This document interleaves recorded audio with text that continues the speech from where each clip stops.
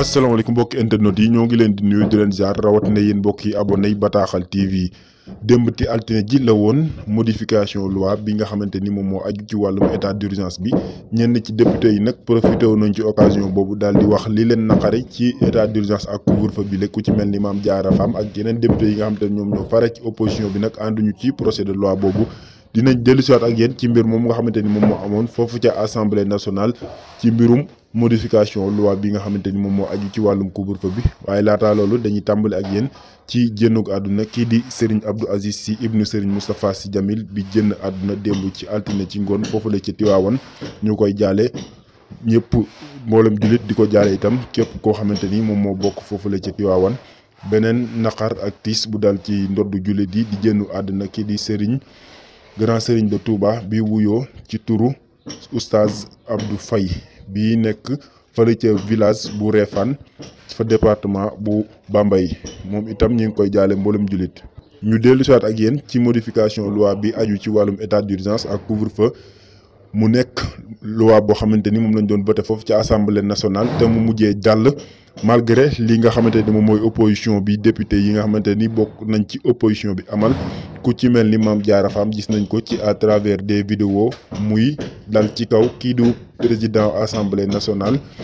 waaye itam di wax li nga xamante ni moom moo naqadi askan wi ci dictature bi nga xamante ni mën nañu wax ni moom la gouvernement bi bëgg exercer ci ndoddu askan wi ba tax na ñu daal di bëgg utiliser suñu constitution pour mën a jël lépp loo xamante ni moom la leen neex ñu di ko doxale ci réew mi te ñi nga xamante ni ñoom ñooy population bi duñu am kàddu jëmale ci mbir moomule ci assemblée nationale boobu jamono ba ñu doon amal loolu nga xamante ni moom mooy modification loi boobule dañoo sécuriser woon assemblée nationale ba nga xamante ni bari na ñoo xamante ni ay journalistes lañ ak ay agence de presse mënuñu woon a am accès ci foofule ba tax na ñuy ñaawlu mbir moomule kii di Cheikh Bey moom itam àdduna daal di jëm ci wàllu politique ci attitude bi nga xamante ni kii di Idriss Seck amal na ko di wax ni dafay rusloo sénégalais yi waaye itam dafay rusloo ñi nga xamante ni ñoom ñooy politiciens yi. kii di Aline Sow moom itam àdduna jëmale ci mbirum troisième mandat bi di wax ni loolu nag Macky Sall fi mu tell nii warul sax àddu jëmale ci mbir yooyu ndax am na ay problème yu gën a urgence yoo xamante ni réew mi ñu ngi koy amal. ñu jàll ak yéen ci mbirum couvre-feu ak ay jeexitalam ginnaaw arrestation kii nga xamante ni moo di 1000 problème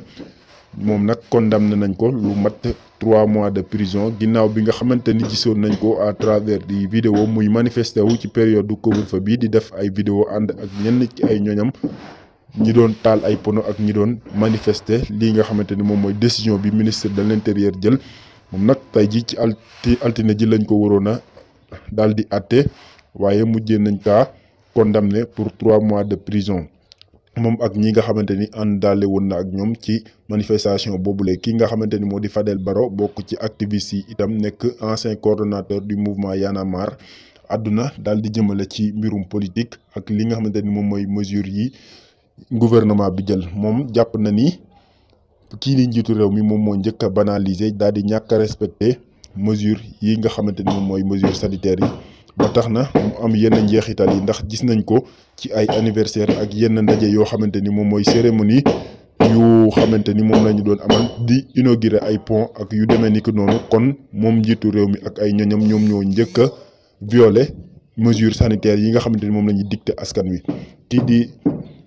Adama Gueye moom itam àdduna daal di jëmale ci doxalinu nguur gi ak li nga xamante ni moom mooy réeruk kii di Diary Sow moom nag jàpp na ni mbir moomu la du lenn lu dul distraction maanaam bëgg a gëlëmal askan wi daal di leen indil leneen loo xamante ni bokkul ak seeni priorité ba tax na muy woo askan wi ñu daal di delloosiwaat seen bopp delloosiwaat seen xel ci li nga xamante ni moom mooy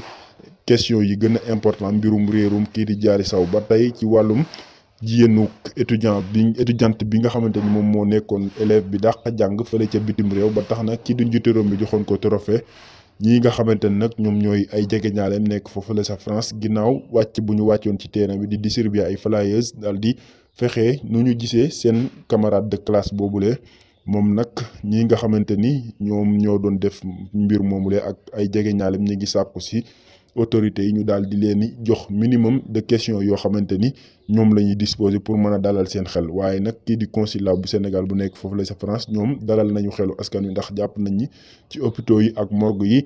ak yi nga xamante ni fa la ñuy interné ñi am ay gaañu-gaañu wala ñuy génn àdduna ji suñu fi benn yoon luy niroog kooru kii di Diary Sow. kon loolu ay information yu dal xel la, ñu koy dalale xelu jegeñaaleem ak ay waajuram. ñi nga xamante ni nag ñoom ñooy ay journalistes ñoom ñooy poser question à savoir ndax Sénégal lii ñuy def di bàyyi seen élèves yi gën a xarañ ñuy jàng fële ca bitim réew nekk na lu dal xel, ndax kaawu Diary Sow ji war na leen a mën a yee ba tax na ñu daal di gën a renforcer seen wàllum njàngum dëkk pour mën fee garder seen ay élèves. beneen élève bu réer di wuyoo turu Léna Gueye am 16 ans moom itam depuis le 2 janvier ba léegi ci la ko ay mbokkam gëj a gis ginnaaw bi nga xamante ni tàggoo woon na di dem wër wuti li nga xamante ni moom moo doon jëndi ay ndugg ak yu demee niki noonu. boobaak léegi nag kenn gisu ko. question bi ñuy posé nag mooy ndax réerum Diary Sow dafa gën a am importance réeru kii di Léna Gueye bi newoon ci doomu dëkk bi, ndax moom la ñu gën a médiatiser. ñenn ci journalistes yi ñoom ñoo posé question bu demee niki noonu. ñu daal di dal ak yéen ci kàddu kii di xalifa général des Mourides bi nga xamante ni moo ngi woo askan wi ñu daal di gën a respecter mesures yi nga xamante ni gouvernement bi teg na ko fi ginnaaw bi nga xamante ni annulé na lii di màggal Porokhane bi nga xamante ni moom moo waroon a am ak yenn ndaje yi nga xamante ni du nañ ko waaj a amal foofule ci Touba. waaye itam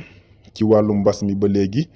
ginnaaw xayma bi nga xamante ni waa police def nañ ko ci jamono couvre-feu bi ak léegi daal dinañu arrêté lu tolloog 467 arrestations, maanaam ñeenti téeméer ak juróom-benn fukk ak juróom-ñaari nit ñoo xamante ni teg nañ leen loxo ci lu tolloog junni ak téeméeru policiers yoo xamante ni wàccee nañ leen ci Thiès ak fii ci Dakar pour ñu daal di calmer situation bi pour mën a teg ay daan ci ñi nga xamante ni ñoom ñooy jeunesse yi def ay manifestation pour lii nga xamante ni moom mooy état d'urgence ak couvre-feu bi. ñu daal di dal ak yéen ci wàllum jàngale SAEMS CUSEMS itam fële ci collège yi lycée yi ñoom itam daal di nañuy def li nga xamante ni moom mooy dox ñaxtu pour daal di am seen indemnité bac ak BFEM yi nga xamante ni ñoom la ñu jotagul boobu ba léegi la. fële ca diwaanu Linguère moom élèves yi ñoom ñoo décrété seen bopp grève bu 48 heures foofu ca lycée Sagata bu Jolof ginnaaw bi nga xamante ni ñoom dañoo amul ay professeur. loolu nag la ñuy doxub ñaxtu ngir nguur gi daal di leen di indil ay professeurs yoo xamante ni dinañ leen mën a jàngal. daal di jàll ak yéen ci kàddu yi nga xamante ni kii di Youssou Ndour daal dina ko amal ci vidéo conférence ci digganteem ak ñenn ci ay njiitu réew ba bokk na si njiitu réewu France ñi nga xamante ni bokkoon nañ ci réunion vidéo conférence boobu ñu doon amal. kii di Youssou Ndour nag di sàkku ci njiitu réew yooyu pour ñu daal di annuler dette bi nga xamante ni njiitu réew yi Afrique yi amel nañ bàyyi dette bi nga xamante ni moom mooy dette africaine bi. ak yéen ci mbir mu doy waar mu xew fële ca diwaanu Kaolack di benn taalibe bu génn àdduna ci courant ginnaaw bi nga xamante ni courant bi daf ko électrocuté ci anam bu doy waar. ñu daal di jeexale ko ak wàllum football ak Boulaye Dia bi nga xamante ni moom mooy meilleur buteur foofu ca championnat bu France. tolloole ak ki nga xamante ni moo di Kylian Mbappé mais attaquant parisien boobule bari na ay club yoo xamante ni ñu ngi topp doomu Sénégal googule mu bokk ci 5 joueurs yi nga xamante ni ñoom la ñu gën a wër foofu ca championnat bu France. bari na itam ay club yoo xamante ni ñoom ñoo koy wër foofu jëmale ko ci championnat bu Angleterre. mu daal di nekk mbir moo xamante ni mu am solo la ci doomu Sénégal boobu nga xamante ni moom mooy yëngal moom moo nekk meilleur buteur bu championnat bu France.